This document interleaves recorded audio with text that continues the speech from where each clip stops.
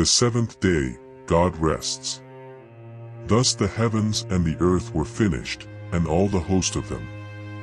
And on the seventh day God finished his work that he had done, and he rested on the seventh day from all his work that he had done. So God blessed the seventh day and made it holy, because on it God rested from all his work that he had done in creation. The creation of man and woman. These are the generations of the heavens and the earth when they were created, in the day that the Lord God made the earth and the heavens. When no bush of the field was yet in the land, and no small plant of the field had yet sprung up, for the Lord God had not caused it to rain on the land, and there was no man to work the ground, and a mist was going up from the land and was watering the whole face of the ground. Then the Lord God formed the man of dust from the ground and breathed into his nostrils the breath of life, and the man became a living creature. And the Lord God planted a garden in Eden, in the east, and there he put the man whom he had formed. And out of the ground the Lord God made to spring up every tree that is pleasant to the sight and good for food. The tree of life was in the midst of the garden, and the tree of the knowledge of good and evil.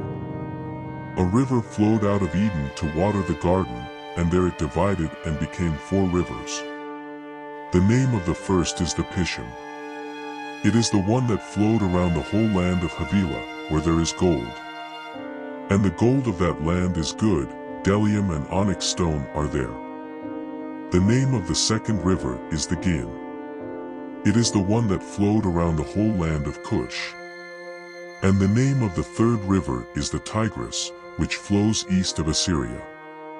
And the fourth river is the Euphrates.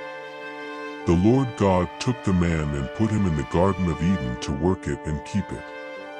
And the Lord God commanded the man, saying, You may surely eat of every tree of the garden, but of the tree of the knowledge of good and evil you shall not eat, for in the day that you eat of it you shall surely die. Then the Lord God said, It is not good that the man should be alone. I will make him a helper fit for him. Now out of the ground the Lord God had formed every beast of the field and every bird of the heavens, and brought them to the man to see what he would call them. And whatever the man called every living creature, that was its name. The man gave names to all livestock and to the birds of the heavens and to every beast of the field. But for Adam there was not found a helper fit for him.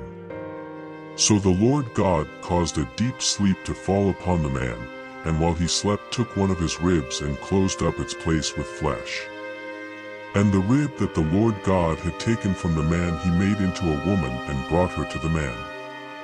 Then the man said, This at last is bone of my bones, and flesh of my flesh. She shall be called woman, because she was taken out of man. Therefore a man shall leave his father and his mother and hold fast to his wife, and they shall become one flesh.